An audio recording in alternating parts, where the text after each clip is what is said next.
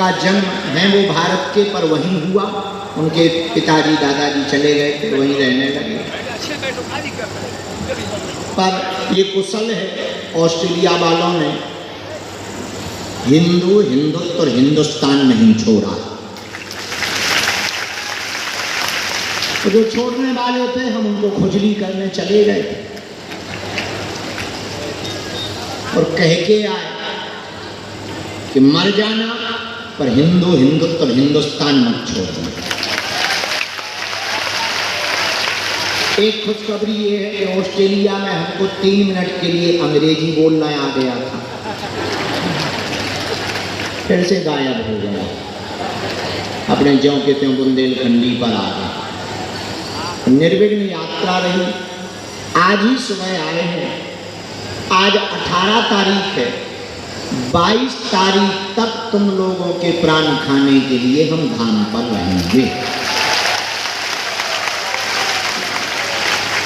अभी दीक्षा आज 1000 लोगों की हुई और 1000 लोग दीक्षा लेकर के निकल गए। फिर हमने भोजन पाया, शासन प्रशासन के लोग आ गए, बैठक हुई, क्योंकि कल से पागलों की फौज बढ़ जाए। आप लोगों की व्यवस्था को लेकर के थोड़ा सा सावधानियां हैं। आपको भी भगदड़ से बचना है, भीड़ भाड़ वाली जगह से बचना है। जहाँ जगह मिले वहाँ बैठ कर के आपको सुनना है। जैसे हवा के लिए पेड़ के नीचे होना जरूरी नहीं, कितने भी दूर रहो, हवा जब चलती है सबको प्राप्त हो। वैसे ही सद्गुरु की कृपा के लिए सद्गुरु के पास होना जरूरी नहीं है। कई लोगों का तन तो नजदीक होता पर मन दूर होता है।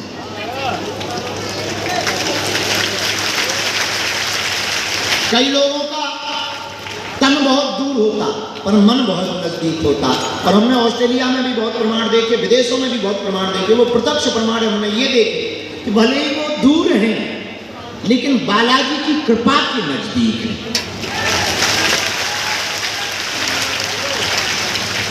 इसलिए हमने एक बात जानी और समझी जो हम आपको प्रसाद रूप में परोसना चाहें, वो ये है कि तुम हमसे दूर रहो या पास रहो, ये महत्वपूर्ण नहीं है। तुम्हारी भावनाएं कितनी नजदीक हैं, ये बहुत महत्वपूर्ण है। फिर भले ही तुम कोसों दूर रहो, हमारा एक निजी स्वभाव है, वो हम तुम्हें बता दें। हम जब भी पूजा पाठ करने या चूरन चटनी जैसी भी उल्टी सीधी माला ज़्यादा तो कर नहीं पाते हैं, पढ़े लिखे हैं नहीं। जैसी भी माला करते हैं और जब सेवा करते हैं तब एक ही प्रार्थना करते हैं, हम किसी का पर्चा बना पाए या ना बना पाए, किसी को हम मिल पाए या ना मिल पाए, पर हे बालाजी जो यहाँ आए वो मुस्कुराता हुआ जाए। जो जहाँ है तुम्हें पुकार रहा, तुम्हारा ध्यान कर रहा, उसकी जय जय हो जाए। और बालाजी की ऐसी अनुकंपा वर्तमान समय में समूचे विश्व में सनातन धर्म की यात्रा। एक हम बहुत महत्वपूर्ण तुमको एक सावधानी पूर्वक बात बोले। लोग हमसे कहते कि आप मेहनत बहुत करते हो, हम कहना ये चाह रहे हैं हमें कम समय में ज्यादा काम करना।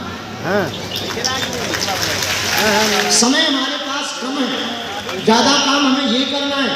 एक बार हमें पूरे विश्व को अपनी भारत की प्राचीन संस्कृति के बारे में बताना है कि हमारा भारत विश्व गुरु क्यों कहलाता था।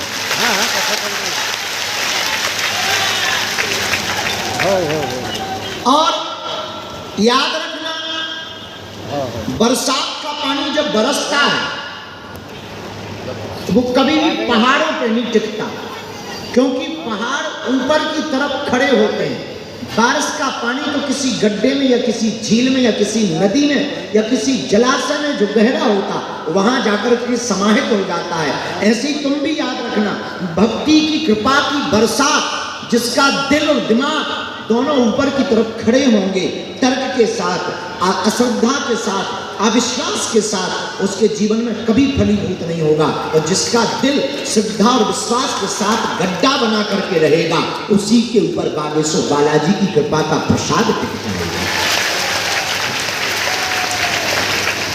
इसलिए हम आपको प्रार्थना करें, आज 18 है, आज कल 22 तारीख तक हम धाम पर, 18 और 19 को दीक्षा समारोह है, 20 तारीख को जिन्होंने दीक्षा ले रखी कई सालों से उनके मिलन का समारोह है,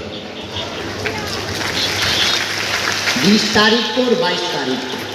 उसके लिए वो अपना नाम हॉल में बाहर बताएंगे, वहाँ लिस्ट रखी है, उस पर टिक होगा। आप अंदर प्रवेश करके अगर आपने दीक्षा ले रखी तो हमारे पास आपके नाम सुरक्षित है, आप आकर के पादुका पूजन करके जा सकते हैं। 21 तारीख को गुरु पूर्णिमा उत्सव है जो इसी पंडाल में हम मनाएंगे, पर रोज हम शाम के समय यहाँ पर बैठेंगे।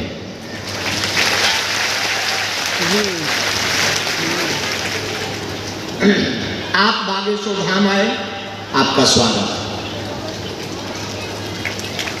आप अपना कीमती समय लेकर आए, आपका स्वागत। आप बालाजी के दर्शन करने आए, आपका और स्वागत।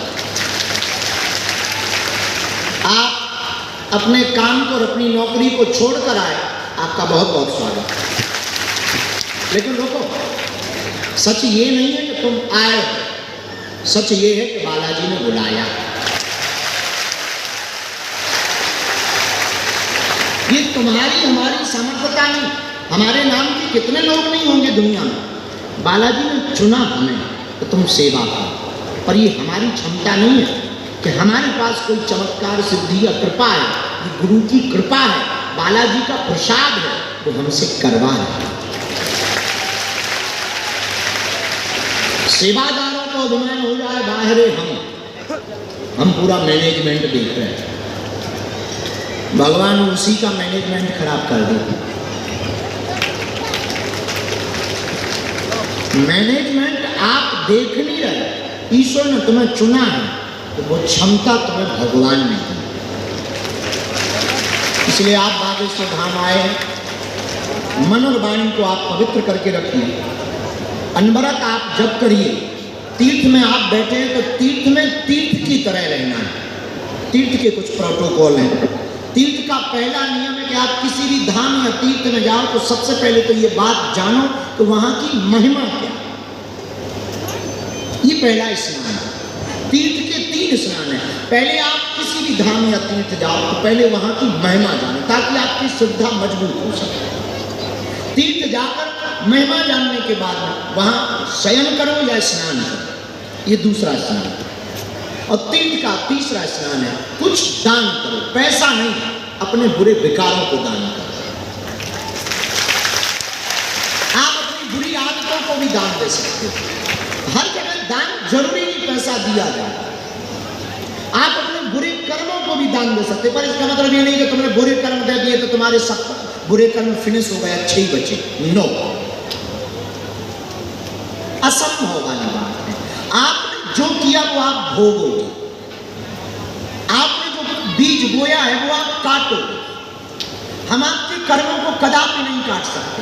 हाँ, आप पर सदगुरु की कृपा हुई, सन्यासी बाबा की कृपा हुई तो जो दुष्कर्मों का परिणाम आपको भयावह मिलना है वो गुरु की कृपा से मिलेगा, तो पर छोटे रूप में निकल जाएगा। बस यही गुरु का खेल है। पूरी अगर लॉजिक से हम गुरु के खेल को समझे तो लॉजिक ये कहता है कि गुरु इसलिए बनाना चाहिए क्योंकि गुरु एक तो हमको प्रकाश की ओर ले जाता है। अंधेरे कमरे में फंसे हैं, कोई दिखाई नहीं पड़ रहा, गुरु एक ऐसा होता है उसके पास लालटेन होती है, वो पकड़ा देता है। आप खिड़की से निकलना चाहो, आप दरवाजे से निकलना चाहो या छत तोड़ के निकलना चाहो, लालटेन आ गई है, अब आप देख सकते हो। अंधेरे में आप सिर भिड़ाओगे, अंदाजा लगाते हो, गुरु के पास जाकर गुरु आपको जलती हुई लालटेन पकड़ा देता है। आप पकड़ो और आप खिड़की से जाना चाहते या दरवाजे से जाना चाहते, ये तुम्हारा विवेक है। तुम्हें गुरु निकालेगा नहीं, गुरु तुम्हें उजाला देगा। वैसे बागेश्वर धाम पर है। पर्चा बनना क्या, गुरु को पाना है। सन्यासी बाबा आत्मा को पाना है, वो तुमको प्रकाश दे देते हैं, बेटा ये रास्ता गलत है, 2026 तक ये रास्ता खुलेगा, इस पर चल। ये गुरु का प्रकाश। और इसीलिए भारत विश्व गुरु है, क्योंकि भारत ने पूरी दुनिया को प्रकाश दिया। तो आप धाम आयो, तीर्थ आयो,